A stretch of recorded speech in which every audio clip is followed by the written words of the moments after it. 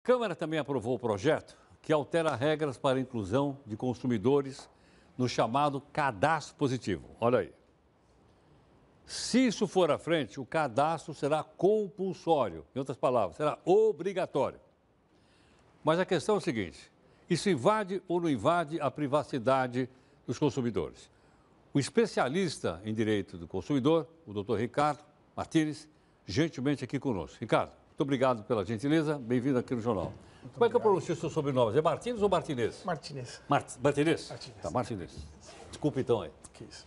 Bom, o que vai acontecer se esse projeto for à frente? Vai ser possível recorrer ao Supremo dizendo que a Constituição me garante a privacidade ou não? Esse é o ponto central, Heródoto. O que ocorre? Esse projeto ele tem dois pontos centrais.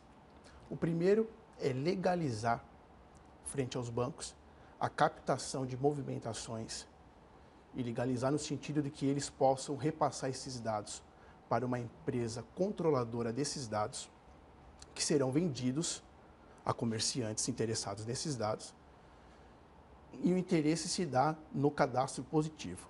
Ou seja, o bom pagador, em tese, ele terá mais crédito na praça.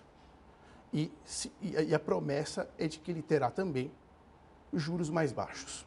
Se ele for um bom pagador. Se ele tiver o tal do cadastro positivo, é isso? O cadastro positivo, que ele avalia se aquele determinado consumidor é bom pagador ou não, vai determinar que esse determinado consumidor tem o melhor acesso a crédito. Entendo. Agora, isso já existe em outros países? É uma invenção brasileira? Como é que é? Isso já existe. Isso já existe em outros países. E esses países, a Alemanha, como por exemplo, a Alemanha aqui do nosso, a Argentina aqui do nosso lado possui esse cadastro positivo, mas esses países também têm leis que protegem os dados do consumidor. Então a questão está gerando polêmica. Para quem que esses dados serão fornecidos? E para que eles serão utilizados? Então, hoje, nós sabemos que existe uma fragilidade tremenda nesse sentido. Várias pessoas terceiras têm acesso aos nossos dados diariamente. Então, seja no centro de São Paulo, isso é muito notório aqui em São Paulo, que os dados são vendidos facilmente. Então, a grande preocupação que traz esse projeto é: eu, consumidor, sou obrigado a fornecer meus dados? As minhas transações? Bom, hoje não. Mas se esse projeto for à frente? Se esse projeto for à frente, será compulsório.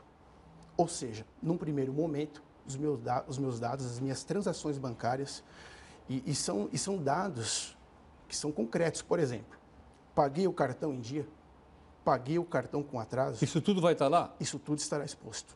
Então, a outra novidade: contas de consumo, água, energia e telefonia. Se eu atrasar a conta d'água, vai estar lá? Vai estar lá. Então, atrasei a conta d'água, vai estar lá, eu vou ter esse ponto negativo por ter atrasado. E aí, nós temos um problema. E se essa cobrança for indevida e eu optar por não fazer este pagamento, é um ponto de discussão. Não faço esse pagamento, recebi lá o boleto de uma empresa de telefonia e ali há dados que eu não concordo. Há uma cobrança indevida. Eu não pago e fico com um ponto negativo, ou eu pago algo que é indevido e vou cobrar na justiça. Então, esse projeto de lei que foi aprovado hoje na Câmara dos Deputados, ele segue ainda com vários pontos controvertidos e as entidades de defesa do direito do consumidor já estão se movimentando para contra-atacar vários pontos indevidos que estão contidos. Agora, ele passou já na Câmara ou não? Passou e segue. Está indo para o Senado? Está indo para o Senado para ser aprovado. Se quiser, foi aprovado na Câmara? Foi aprovado na Câmara. Tá, e agora vai no Senado, o Senado pode aprovar ou pode não aprovar? Ou pode não aprovar. Se não aprovar, volta para a Câmara? Se não aprovar, volta para a Câmara para rever algum ponto e discutir os pontos aí controvertidos. Entendo.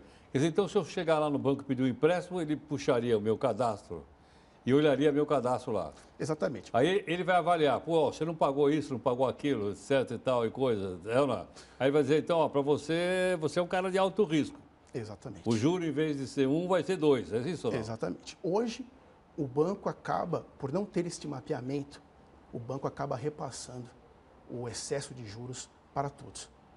Então, a origem desse projeto é mapear legalmente os dados de modo geral para poder oferecer juros melhores. Em contrapartida, há direitos básicos e fundamentais do consumidor, previstos no Código de Defesa do Consumidor, que não estão sendo observados. Como, por exemplo, o direito à privacidade dos dados, sobretudo bancários. Sei. Então há um conflito aí. Há um conflito, há um notório conflito. Esse conflito pode parar, então, como você diz, no Supremo. Exatamente. Nós temos, caso haja aprovação desse projeto frente ao Senado, nós podemos ter várias ações aí incidentais discutindo a legalidade dessa lei. Entendo. Agora, a pessoa ficaria vulnerável ou não? Ficaria vulnerável, no meu ponto de vista, sim, porque não há ainda uma regra específica e não há também uma preocupação dos órgãos governamentais no sentido de proteger esses dados. A questão é, eu, banco, posso repassar estes dados por uma empresa terceira gestora. Essa empresa gestora, ela pode terceirizar uma empresa que vai gerir esses dados. E essa lei traz uma novidade. Eu não posso responsabilizar as empresas gestoras. Eu, consumidor, terei que buscar quem que usou o meu dado indevidamente e acabou me lesando, eu, consumidor. Então, essa lei ainda traz um dispositivo que acaba com a responsabilidade solidária. Ou seja, meu dado foi usado indevidamente. Quem que eu procuro? Eu vou ter que achar o agente causador, acabando com a responsabilidade solidária. Quer dizer, eu vou ter que buscar quem foi que... Exatamente. É isso? Eu, consumidor, vou ter que apontar... Agora, se meus dados estão com todos, como é que eu vou identificar? Eu suponho que a hora que eu der os dados para um banco, ele vai passar para todos os outros. Exatamente. E todo mundo vai passar para todo mundo. Esse projeto, inclusive, é curioso falar, ele nasceu por quê? Os 5 maiores bancos do Brasil montaram uma empresa que vai gerir esses dados.